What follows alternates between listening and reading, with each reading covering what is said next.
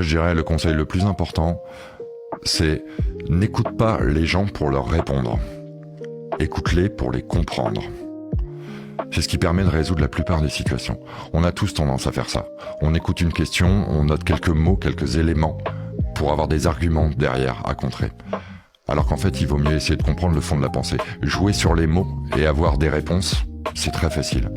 Comprendre l'intention qu'il y a derrière, ça évite énormément de malentendus.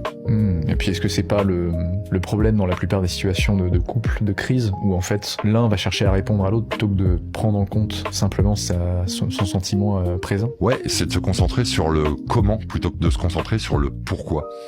Quand tu te concentres sur le comment, si ton comment c'est planter un clou, bah la réponse c'est avec un marteau, c'est une des meilleures réponses.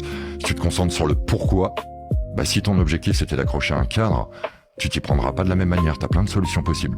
Tu peux mettre des câbles, tu peux utiliser de la pâte à fixe, tu peux faire plein de choses différentes. Dans les discussions entre les couples, on retrouve le même problème. Si tu fais argument contre argument, bah tu peux jouer au millefeuille argumentatif et il va falloir tout démonter un par un. Si tu essaies d'en revenir à l'origine du problème... Mais c'est le pourquoi elle ressent ça. Exactement. C'est qu'est-ce qui s'est passé pour en arriver là.